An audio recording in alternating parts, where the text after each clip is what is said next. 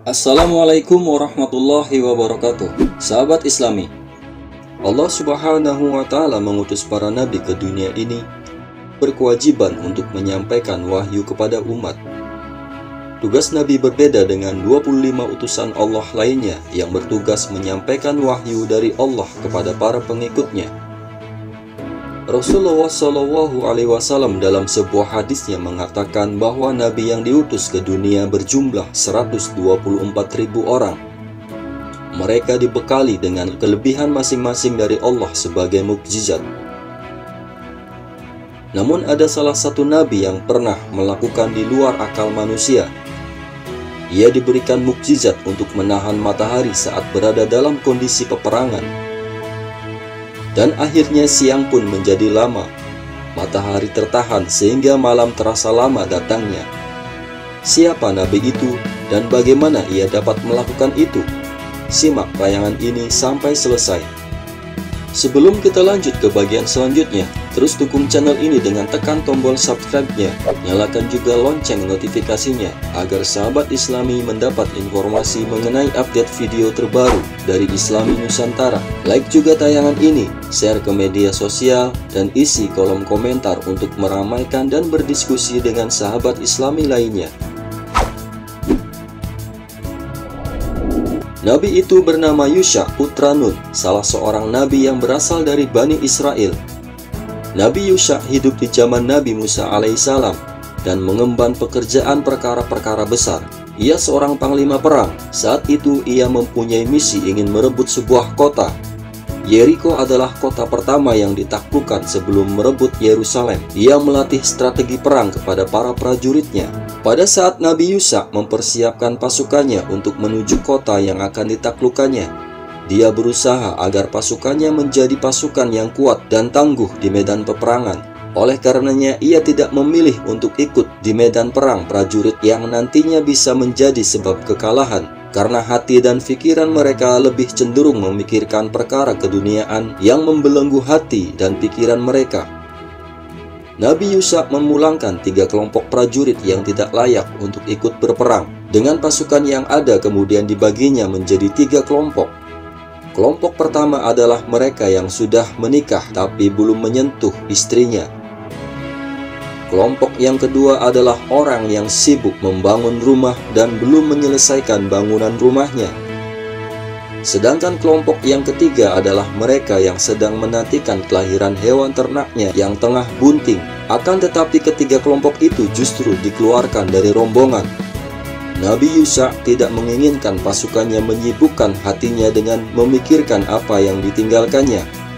Baginya tidak penting jumlah pasukan banyak, namun bagaimana mereka yang berperang ini walaupun sedikit tetapi memiliki semangat berjihad di jalan Allah. Pasukan yang terpilih akhirnya berangkat menuju kota yang akan ditaklukkan. Ketika itu tepat hari Jumat menjelang Ashar. Dengan keadaan yang demikian ini, tentunya waktu tidak terlalu banyak untuk dapat memenangkan peperangan. Karena Nabi Yusha berpikir akan sangat sulit baginya dan pasukannya menang saat hari gelap. Terlebih lagi pada saat itu adalah hari Jumat. Sehingga ketika matahari tenggelam, maka harus menghentikan peperangan. Karena keesokan harinya adalah Sabtu, dan haram bagi Bani Israel melakukan peperangan di hari Sabtu. Karena Bani Israel sangat mengagungkan hari Sabtu.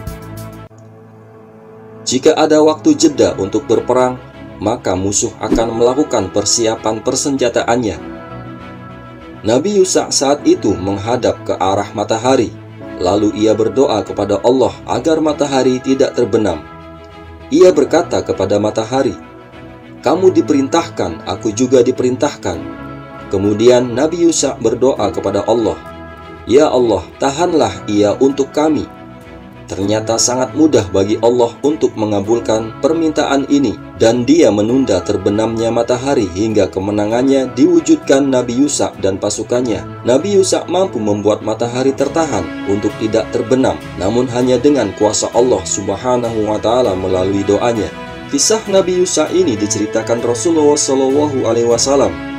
Diriwayatkan dari Abu Hurairah bahwa Rasulullah SAW bersabda, Salah seorang nabi berperang, dia berkata kepada kaumnya, "Jangan mengikutiku, orang yang menikahi wanita sementara dia hendak membangun rumah tangga dengannya, dan dia belum membangunnya dengannya, dan tidak juga seorang yang membangun rumah, tapi belum melengkapi atapnya, tidak pula orang yang telah membekali kambing dan unta betina yang bunting, sementara dia menunggu kelahirannya." Lalu nabi itu berperang. Dia mendekati sebuah desa pada waktu sholat asar atau dekat waktu asar.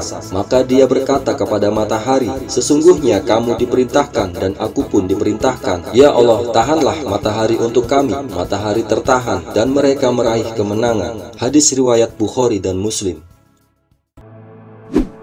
Dalam kisah tersebut diceritakan juga bagaimana prajurit-prajurit Nabi Yusa menggelapkan harta rampasan perang.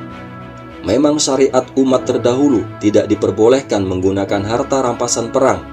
Akan tetapi syariat untuk umat Rasulullah SAW yang diperbolehkan Allah untuk menggunakannya. Sementara pada umat-umat sebelumnya, harta rampasan perang harus dikumpulkan, kemudian akan diturunkan api dari langit untuk membakarnya. Mengenai hal ini Rasulullah SAW bersabda, "Lalu dia mengumpulkan harta rampasan perang, maka datanglah api untuk melahapnya, tetapi ia tidak bisa memakannya." Nabi itu berkata, "Ada di antara kalian yang menggelapkan harta rampasan perang. Hendaknya dari masing-masing kabilah ada satu orang yang membaitku." Maka tangan seorang laki-laki menempel dengan tangannya, dan dia berkata, "Kalian menggelapkan rampasan perang." Maka mereka datang menyerahkan emas sebesar kepala sapi. Mereka meletakkannya, lalu datanglah api dan memakannya. Kemudian Allah menghalalkan harta rampasan perang bagi kita. Dia mengetahui kelemahan dan ketidakmampuan kita, maka dia menghalalkannya untuk kita. Hadis riwayat Bukhari dan Muslim. Nabi Yusa diperkirakan lahir tahun 1400 sebelum Masehi dan meninggal tahun 1300 sebelum Masehi. Ia lahir di tanah Gosen, Mesir. Ia merupakan cicit Nabi Yusuf. Dalam beberapa keterangan, murid Nabi Musa yang menemaninya itu adalah Nabi Yusa bin Nun. Nama lengkapnya Yusa bin Nun bin Ifrosun bin Yusuf alaihissalam bin Yakub alaihissalam bin Ishak alaihissalam bin Ibrahim alaihissalam. Dalam riwayat lain disebutkan bahwa Yusa bin Nun adalah seorang nabi yang meneruskan risalah kenabian Musa alaihissalam. Ia dimakamkan di Yordania. Semasa hidup Nabi Yusa adalah pemimpin Bani Israel, pengganti Nabi Musa alaihissalam. Ia diangkat oleh Nabi Musa untuk memimpin pasukan menaklukkan kota Yeriko. Di bawah kepemimpinan Nabi Yusa, Bani Israel yang sempat tersesat di padang Tih selama 40 tahun dapat memasuki tanah suci di Palestina. Sahabat Islami, itulah kisah mengenai Nabi Yusa dan mukjizatnya. Semoga kita semua dapat mengambil hikmah dari kisah ini. Wallahu a'lam bishawab. Wassalamualaikum warahmatullahi wabarakatuh.